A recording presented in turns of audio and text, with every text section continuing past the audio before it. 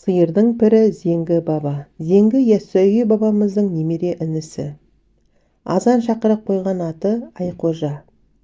Әйгілі Айша бибінің әкесі екен. Түрі қара болғасын жұрт Зеңгі деп атап кетіпті.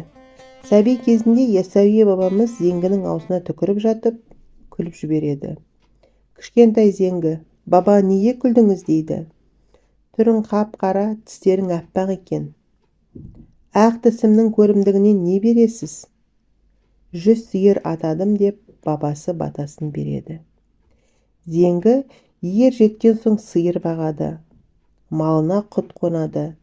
Өрісі сиырға толады. Яссауидің 100 сиыр атағаны сиырдың пірі бол деген жұмбақ сыры екен.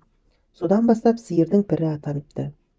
Сиырды қинаған адам Зеңгі бабаның киесіне ұшырайды екен.